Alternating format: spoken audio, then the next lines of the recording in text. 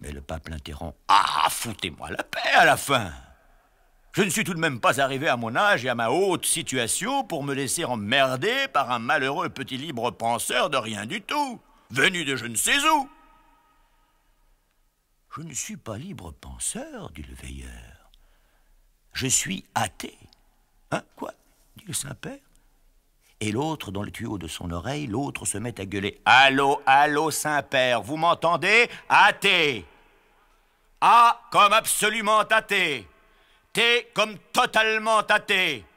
H comme hermétiquement athée. E accent aigu comme étonnamment athée. E comme entièrement athée. Pas libre penseur, athée. Il y a une nuance. Mais toi, les nuances, tu t'en balances. Et puis dans le fond, ce que j'en dis, j'étais venu pour te voir, je t'ai vu, ça me suffit.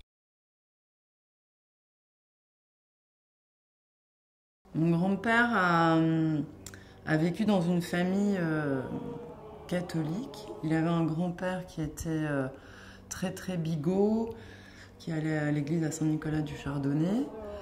Un fils qui n'était pas du tout, mais qui était obligé de... Donc André Prévert, le père de mon grand-père, avait été obligé de se rapprocher de son père pour vivre, parce qu'il n'arrivait pas à trouver de travail stable.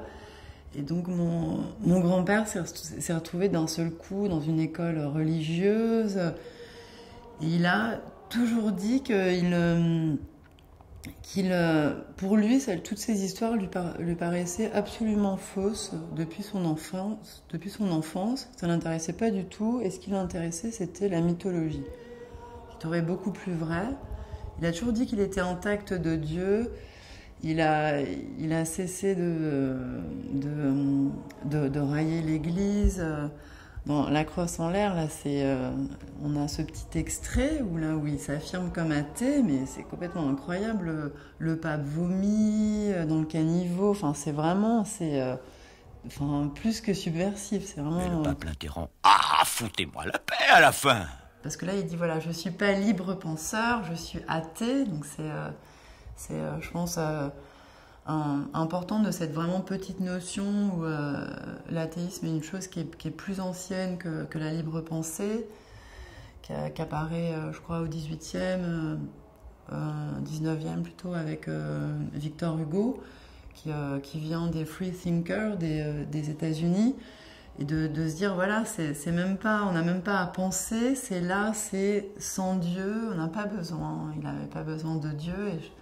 Je trouve que c'est vraiment important, cette affirmation, et puis se dire dans notre époque actuelle, de penser à toutes ces bigoteries qui reviennent, ces présidents qui vont au Vatican ou qui se déclarent de Dieu,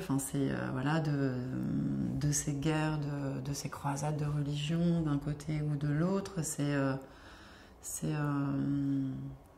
vraiment d'actualité. Je suis chrétien, voilà ma gloire, mon espérance et mon petit chien. C'est mon cantique quand j'étais petit. J'y tiens beaucoup.